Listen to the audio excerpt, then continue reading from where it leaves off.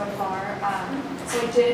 My first question was about the title of the show, and not what they're supposed to be, because you're choosing a negative, so not, and I feel like the word not is actually a really powerful word, and I've used it myself for the same reason, that I'm wondering about your interest in the concept of like negation, negating something that already exists versus just saying it in the affirmative to begin with. What would be, there somewhere else or something, that would an affirmative way of saying it. There's that, and then there's the question of supposing to be somewhere. Yeah. And what that sort of, maybe if that's something you want to talk about later when you've gone over everything, but this idea of supposed to be, and the kind of, does that have, to me that has a sort of a moral or ethical, or it has a historical assumption attached to it that something, history was supposed to have gone a certain way and something derailed it. And so, which is itself a negation or just like a detraction from the way that history was, in the sense that we expected it to do something. So I don't know if you want to maybe. It's a lot. It's a big question. I think it just goes back to me thinking about our stereotypes and perceptions of where Black women are, what they do, where they should be, what they dream, what they don't. And so all of these works here are kind of unified by a Black woman's travels somewhere, somehow. Even if it's me and I'm reading and I'm imagining where I'm going. And I feel that there hasn't been enough representation of, I'm going to steal a term from my friend over here, Erin Christabel, that she coined for her series, The Black Radical Imagination. I feel like part of my project, my work, is to look for and to create something that manifests Black female illustrative imagination. And as a painter, looking for these images is really difficult. Looking for other women to signify upon, to look at their work and to say, oh, someone did that, and let me take that and try to do something with it. Oh, this person spoke to that. It's much more difficult to do that in painting and illustration. However, I get a lot of inspiration from Black female writers. So I think that historically we have been able to, we've had more access to pen and paper than we have had to canvas and brushes. So, so I found a lot of inspiration there. Can you talk about signifying? You use that word in a very specific way often. How can you illustrate what this body of work signifies, or what canvas signifies what? Oh gosh, such big questions. Okay. Also add to that, because in the interview in Fabric, by the way, Bill Tarley is the writer of the article that has just come out in Fabric magazine, Art Magazine, which profiles my artwork. So. Which you talk about signifying in such a telling, unique way. But it's also capitalized, and the G is dropped with an apostrophe, right? Did I catch that right? Signifying with a right within a capital S, and I think it really stands out as something. You're taking ownership over it or redefining it in a certain way. So. Well, Samira and I talked a little bit yesterday about a book that it was really important to me in terms of theory, and that's The Signifying Monkey, and it's written by Henry Louis Gates Jr. And when I talk about trying to find, this Black female, illustrative imagination, sometimes it's also difficult to find art theory that is Afrocentric and supports what I'm doing as well, and helps me understand in my language through my experiences what I'm doing. And that doesn't mean that I'm limited completely to looking at Black theory. It just means that there are specific experiences that help. So just to give an example, when I was in graduate school, I had to learn about signification and what that meant in European terms. And I had no clue what was going on. I just couldn't get it. My instructor happened to be Israeli, and she was like, you don't get it because signifying is something different in Black culture. You should read Henry Louis Gates Jr.'s book. And I was like, really? So I went and I read this book, and I was like, oh my gosh, I didn't have to do any research because I had read almost every text that he cited in that book. So it was like, or if I hadn't read it, I at least heard of the writers, and I kind of had an idea of what was going on.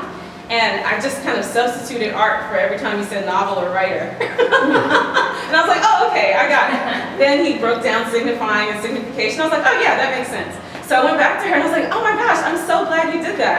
I understand now. I understand what signifying is. And she was like, great. And so it's like, do you understand signification yet? And I was like, no, it doesn't make sense to me.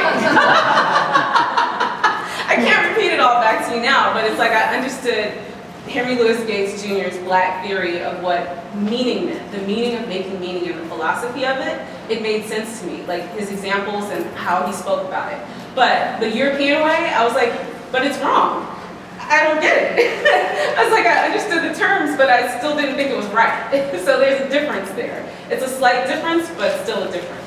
So to go back to the significance of the painting and the signifying here, I think that the title, not where they're supposed to be, is actually a representation of what signifying means in a certain sense. It kind of means, you know, the act of something. It means showing a certain style of something, showing a certain meaning of something. And I think that that's what's happening with the paintings. I'm not really sure if I exactly answered your questions. I'd probably have to ask you like 5 more questions to actually be able to answer the questions fully, I think. I do have one more question before we move on from this particular series, unless there's other questions.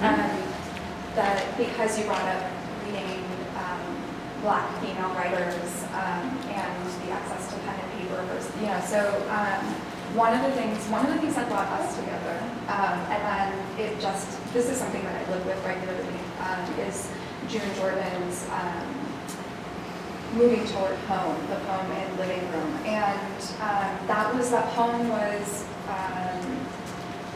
largely the basis for Stomping Around the Show that we bent over. And then, but more importantly, I think it comes back up here because the way that poem is constructed is it begins with the quotation of a woman from Beirut, I think, if I'm not mistaken,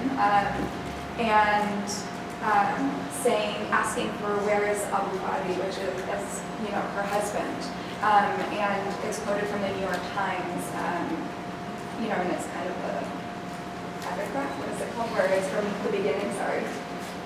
What is it called? It's like the beginning of a poem. Prologue? Epilogue? Yeah, epilogue. So, you know, and then she, you know, the poem goes through, like, she says, I don't want to talk about bulldozers, I don't want to talk about all these things, and then she finally moves into, on the, you know, the 3rd page of the poem, it says, because I need to talk about living room, and I, you know, living room where I wouldn't have to ask where is Abu Fadi because he would be here, you know. And there's a sense where she is taking on the voice of the woman that she quotes in the beginning from the New York Times, which is just a newspaper. It's a newspaper article. She reads a quote. She almost becomes this woman and writes this poem through the eyes of a woman. And then it kind of, it ends and she says, I was born a Black woman and now I have become a Palestinian. And there's this interesting sort of living through or creating a work of art like this poem through the eyes of a different speaker and a person. And I think we talk a lot of times about the other, but I think in this case there's this attempt to be just another. And I think that there's something really interesting about your work now in this particular series where you're stepping outside of Black America specifically. I'm trying to kind of tap into other kind of similar questions that are happening on an international scale, where you're looking, but this is just general, also something you do, is looking through the eyes of a different story. And I think that just telling another person's story is also an act of signifying. One of the things that Samira and I talked about yesterday is translation and how that's an important concept to my work. And the translation happens in translating the story from you know, an oral story or orality and turning it into a physical object, which is a painting. So turning, you know, the actual words into a physical trace or a representation of the story is something that's very important to me because that, again, I feel like even though I'm doing work that's usually about contemporary issues and subjects, I still feel like I'm leaving a trace for other people to see where these women have been, what they've thought, what they've felt, what they've desired, and what's been important to them, and what they've learned in the world, and what they can share with others. So the translation is, when we talk about the language that's on the paintings, it's important that the paintings speak. To go back to Henry Louis Gates Jr.'s book, The Signifying Monkey, he talks about this trope of the talking book. And he uses it as to talk about a literary device in which the earliest Black writers actually talked about how they thought the books would actually speak. And I am not being so literal when I'm sort of referencing the talking book, but I think that it's an interesting metaphor for what I like to happen with the paintings, and that is that when one approaches the painting, it speaks to them. And so it tells a story, it has something to say. So sometimes that actually means physically putting writing on the paintings, which any of us who've actually studied art or had to go through training in art, that's supposedly not right. You should never write on the painting, you should never have black lines on the painting, and those kind of things. So, again, it's important for me for the painting to not only speak, but that it speaks in Black voice. So there's sometimes the combination of not only my voice and the character's voice, but my voice with the character's voice. And it's important to me to put the dialogue there, sometimes in Black language, say like Zora Neale Hurston, for example, so that it's in a dialect that looks and feels and sounds Black as well. Yesterday, I saw Douglas Kearney talk with a friend of mine, Ray Barrett, who also makes illustration. Have you seen his work? I didn't see it, Okay. but I wanted to go yesterday. Yes. But he also makes drawings that are illustration style, right? But he calls it sort of, he thinks of it as like freestyling and meets sampling. And so he thinks about it in this really interesting musical way. But one of the things that Douglas was saying that really, really stood out to me, and I think it's something that you're thinking about too, is this idea of broken English.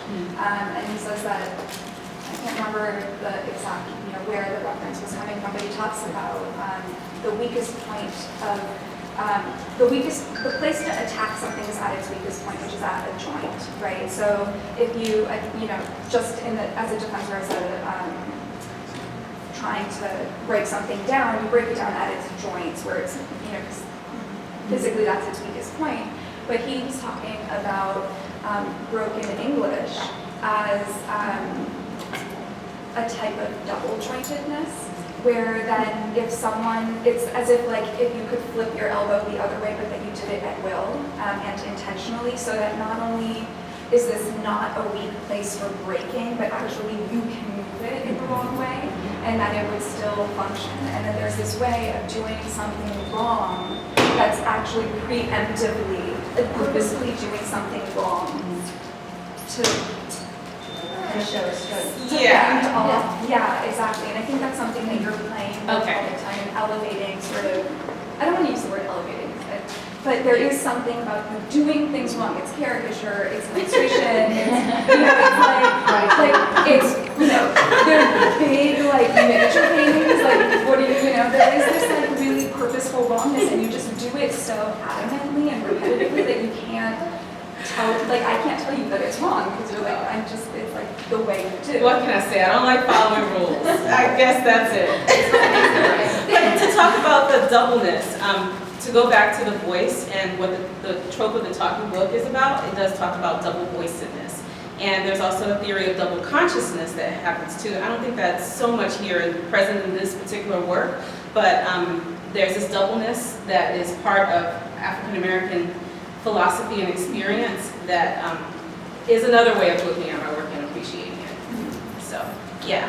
So does anybody have any questions in particular to this part of these paintings? I think it's pretty fantastic. Yep. The work's very vivid. Can you speak about the use of color in your I love colors, so it's really personal. It's kind of like cooking. Like some people like spices and some people don't. I like it very spicy. So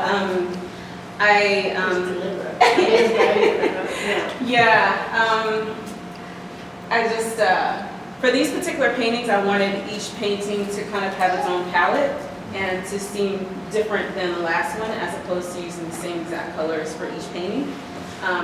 So that is something that happened. I do tend to use complementary colors often. It's just kind of natural, I realize. I don't try, I don't think about the theory of it, I just do it. Like, it's about the feeling of the way the colors look together. I mean, I also recognize that some people think that black painting has a lot of colors. So I don't know. I don't know how much of it's cultural and how much of it's personal. They're paintings of color. Yes, exactly. And this is from another series, right? Yes. This is from your Indian Oregon series? Yes. Yeah, so moving on, I mean, this is your Harvest Temple series, so if you'd like to chat about this, there's 3 in this particular one, there's 6 in this first one, and then there is another series on the backside of the head wall. And moving on to this one. Well, I guess since most of the people here can just see the painting that's here, and just because we have a time limit, I think I'll just mention the other 2 on the other side, but I'll mostly talk about this one in front. So in 1998 or so, after I did an internship at the Cincinnati Opera Festival, and it was in makeup and wigs. So I did leave art and then go into theater, but once I got there, I started doing artsy stuff again. Like, I didn't actually act, I just started doing art on people's skin, basically. So I did the Cincinnati Opera Festival, and I just got tired of seeing the women die at the end. And I was like, I want to tell stories. So it started me on this journey. I started trying to write a short story, and I was like, you know what? When I finish college, I am going to go on a different track. Rather than going down this theater technology thing, I think I will eventually want to be a writer. I just really love stories. So I applied for a fellowship in literary management, which is also called dramaturgy. And basically, it's kind of like development for the movies. You read the plays, and then you decide if they should be produced at the theater. So while I was working at the theater, I read this play called Harvest, written by an Indian woman named Manjula Padmanabhan. And this was my favorite play of all the plays that I read. And I really stood by it. I really wanted the theater to consider doing something with it, even if it was just a reading. They couldn't fit it into the program. I couldn't suggest it because it didn't fit the theme, which was American heroes. They were only considering work for the next season that had to do with American heroes.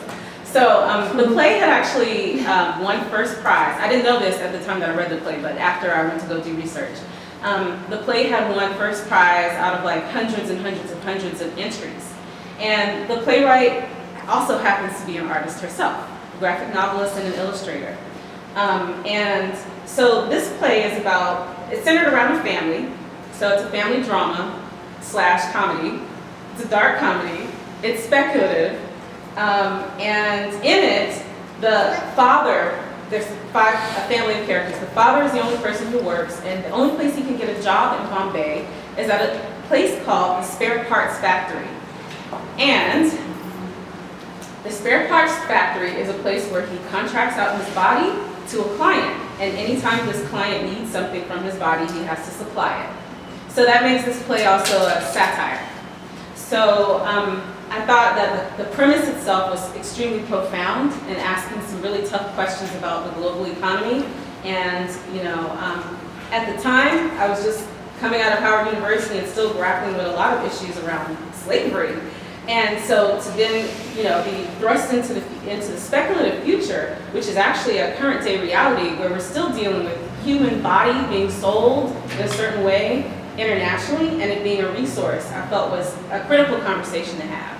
So this painting here shows the family sitting in a living room, and it's kind of like a play set, and the background is kind of like a Star Trek holodeck, and we kind of have like an Oprah character on a plasma screen.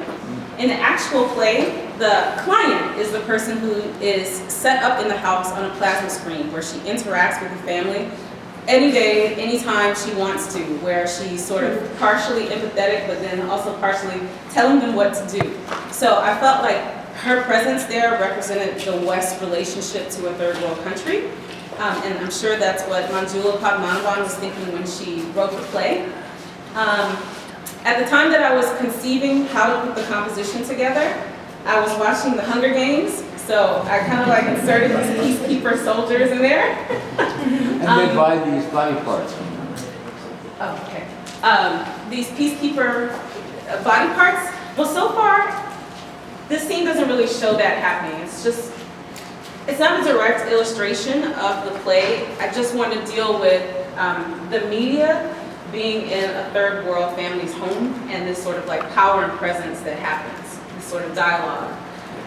These papers that are here on the floor kind of represent when you get your carpet cleaned and someone comes in and they clean the carpet and they leave the paper so they don't leave dirty tracks, but the tracks are still on the paper.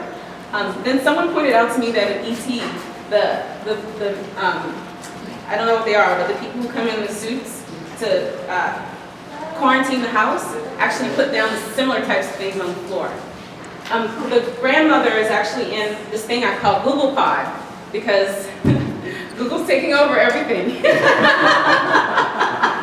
And in the play, the grandmother gets into a pod, some type of pod that she purchases. It supplies all of her biological needs and it entertains her like a drug and no one can get her out of it. So, I mean, the most drugged up stupor I've ever seen, I guess, is people on the train back in DC who had done heroin. They're just nodding off with trails of saliva going, down their body. So I have her in this pod thing in that way. And then here is pictures on the wall. There's like a Buddha, and then this architectural structure is actually a poster of the most expensive house in the world, which is actually in India. So again, we're dealing with the difference between the haves and the have-nots. And that's what this particular image is about.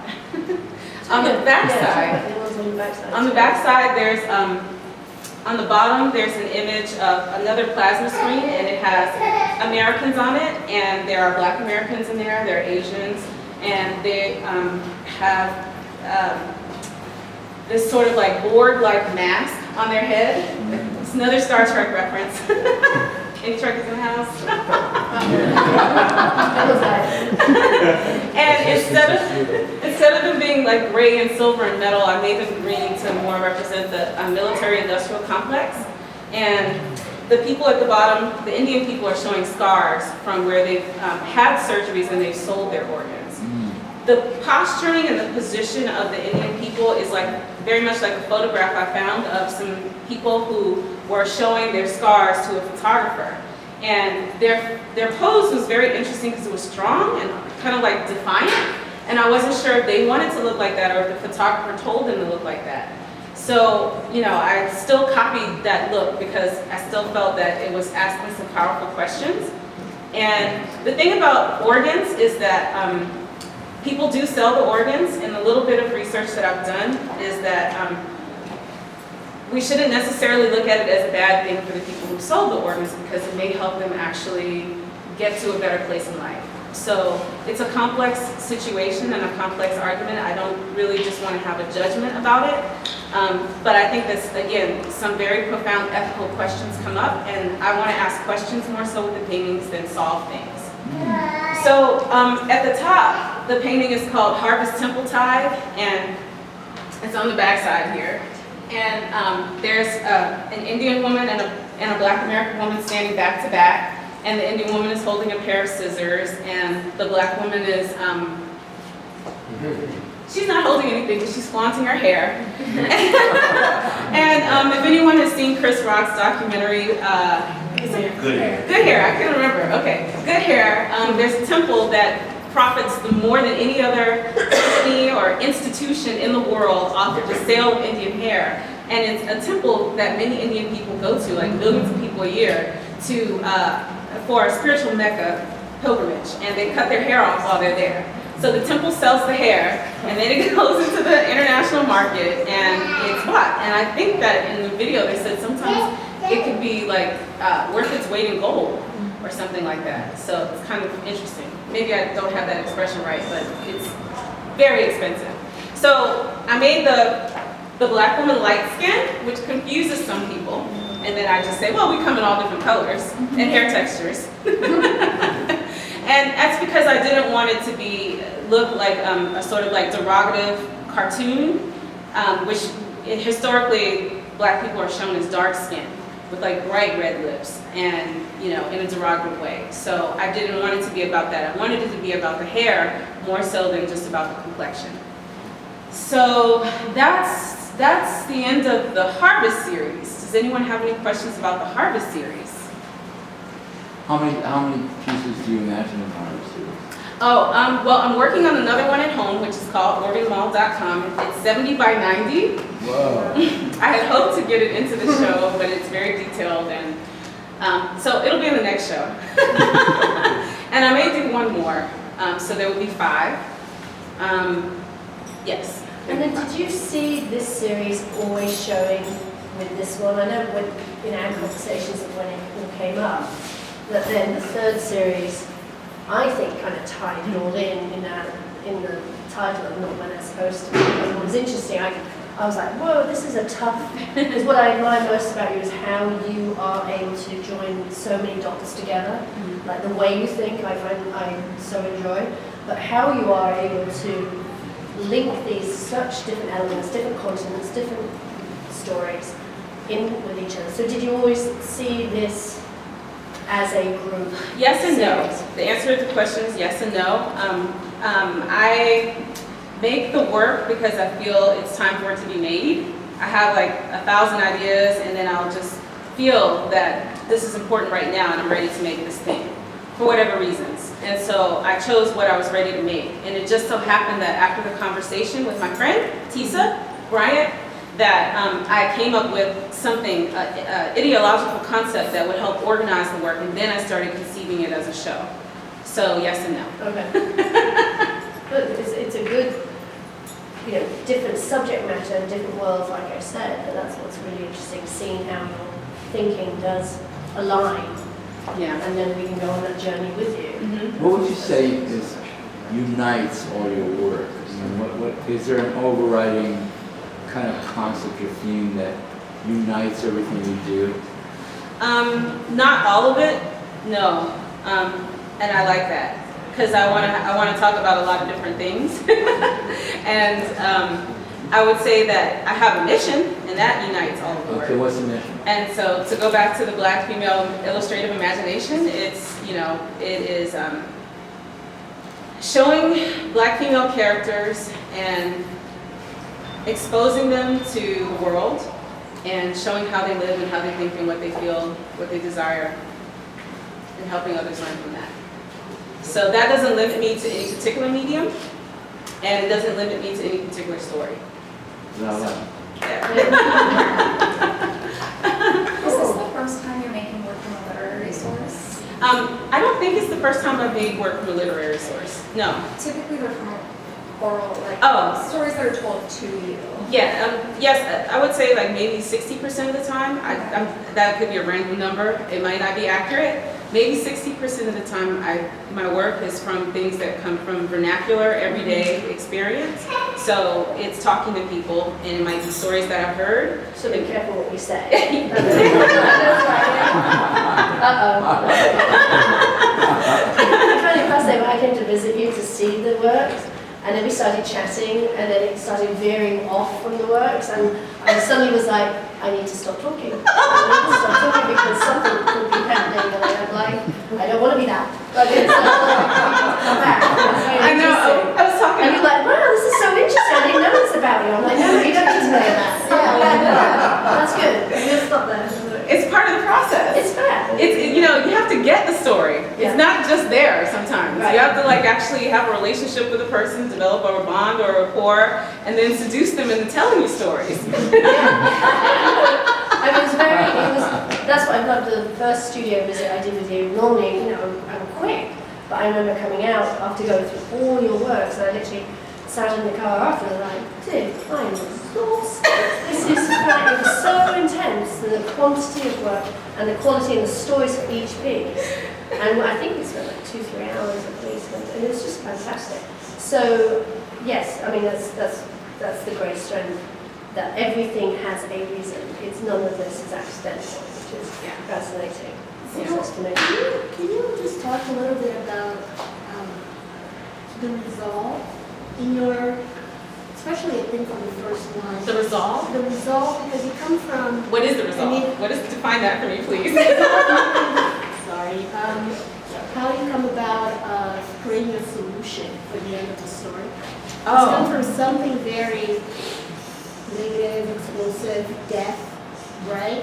People don't know what to do with themselves, to a party. Oh, Now, okay. you know what I mean? Because then, which was interesting for, hearing what you're saying from a person that haven't experienced it, creating a sense of a reality that is not really real, Because it almost looks like a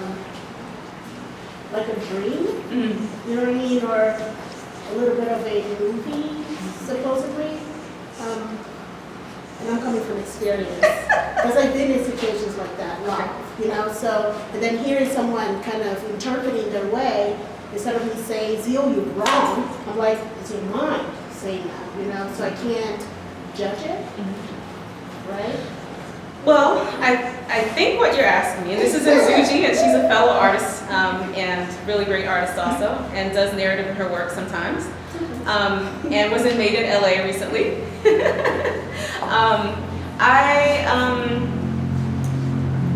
When I choose the story often, the most powerful stories to me often have a beginning, middle, and end. That's what makes it a story specifically. There are some narrative paintings that are more poetic, and they're not about the story so much as about a moment and the characters and the action and sort of like thoughts and ideas. These particular paintings are physically about a character moving through space and time, so that makes them like real stories, not just kind of like stories. Yes, and so my friend's original story already had a natural beginning, middle, and end, and all I did was sort of break it down into parts. And I had 6 canvases, so it was like, how can I tell her whole story on the 6 canvases? So it's almost like breaking it up into a 6-act story. And didn't you at one stage say that you would, if you had added another canvas, it would be in between these? Yes, I did. So I told Valda that if I were to have had one additional canvas, it would have gone in between the first 2, and there would have been 7 paintings. And I would have had a painting showing her walking through the streets a little disoriented, and we would actually physically see the posters of, the leaders, and maybe some reaction from people, or non-reaction. Maybe they would not react to her at all, being a black woman walking down the street in all black. So whatever reaction I could find that would be accurate to her experience, I would have to call her up on that one and ask her some questions. And I did actually call her and ask her some questions, but people don't always remember things the same way, especially if you're not a visual artist. So if I said something like, well, do people have plants in their house? You'd be like, I don't remember. You can come to Nashville and look at the pictures. Things like that. So I think, does that answer the question? Yeah, I think it's just interesting hearing from let's say a third source, a third-hand source, because it's for the first source would be someone that's actually there and saw the explosion, heard the noise, and saw the crying, so then the interpretation would have been a little different, where you just focus on that scene. It's pretty powerful. You have something blowing up at you, you know what I mean? Versus someone coming through, okay, we have an explosion, to a house with family, to a party. It's depending on where you are, right? Versus not being there, versus being there. So it's strong to see where your mind is, because then it tells us that was there saying, okay, they're seeing something completely TV land, and this is America for you, but that's what they see. It's almost like a TV. It's like a television show. Well, I'm not sure that what I see in my mind when someone tells me things is what actually gets to the painting. There's a whole other thing that happens that Oh, absolutely. the creative, Each change. Yeah, that's the part of being an artist that none of us really understand. Especially, the reason I'm asking this is because we are going through a war right now. We have so many countries that are kind of like invading and blowing things up, right? So when you have a scene that is that powerful for a person that's been there and said, oh God, and then, okay, party. I'll relax now. Okay, I'll enjoy myself. It's almost like there's an issue of class too, right? Because broke people won't go to a party, you know what I mean? It's like- No, that's actually, well, can I take over from there? When I went to visit New Orleans after Hurricane Katrina, it was 1 year after Katrina, and even though the houses were still boarded up and there was spray paint still on the houses from the rescuers going house to house, people left the spray paint there to commemorate what happened, basically. They did not take it off. People were still going to parties, people still laugh, people still live. And even when there's war, every day is not sad and about war. So, you know, for me, it's important to show that in some places, life has a lot more emotional layers every moment, and people live through that. I remember going to a party when I was 16, and it was a reggae dance hall party. I drove myself there. Usually I was with my girls, but that night I wasn't. And a gun went off in the club, and people started screaming and ducking, and I was like, all right, after everybody got back up and the person got out with the gun, I was like, let's party, let's keep going, where's the music? And I stayed there and continued partying until 4 in the morning. So I think that when this is part of your life and your lifestyle, and this is what you expect, it's a little bit more difficult to, it may be a little bit more, that's just what it is. It's just what it is. That's all I know. No, you're absolutely right, because I mean, in a way, that's how I live too, you know. In Angola? Yeah, exactly, you know, I lost a lot of my friends to gunshots and bullets and bombs, but then again, I live. Yeah. You know, so there's a sense of, that's your life, that's your reality, people kill each other, Yeah. you know, so you live on. But just interesting how to see Hold on a it. second. Bye, Phil. Thank you for being here. I'll talk to you later. Everybody say goodbye to Phil. It took a lot for him to be here today. Zeal, have you been to Lebanon? I have not been to Lebanon. Because I've spent a lot of time in Lebanon actually. Okay. My mother was always excavating in Cyprus, Lebanon. And this scene is very truthful in my opinion. Like, I recognize this scene. And I think because of this scene, you're not tribalizing your art. You know, you're not victimizing. I feel like there is always what you say, you know, a sense of happiness, a sense of life goes on, there's layers. And even though in the worst situations, there's war, there's martial law, whatever it is, there's soldiers running around with kids, you know, there's still life. And the most beautiful love stories happen in war, and the most beautiful things, you know, occur. And I think this piece, and I know I went to Otis with Zeal. This is Giselle Lobson, very talented photographer. We've been criticized a lot because we like beauty. Anyways, and we like colors. But yeah, this piece for me, I think if you would have showed this at Otis in our crazy group critiques, I would actually like stand up and say, you are not tribalizing, you know, here. And I think it's so cool. I really like it. So it's more a comment than a question. Okay, thank you. Well, I didn't talk about the paintings on the opposite side. I don't know if we have time for that. I could just summarize it really quickly. Yeah, go for that. And then everyone can then take little cruise. I think we'll all shift over. Okay, should we do that now? Yeah. Or afterwards? I'll put Okay. on here All and right. then we can. So behind this painting here, which is called the African Princess, Well, if you do want to go, let's go. Yeah, do you want to just? yeah, let's go. Okay.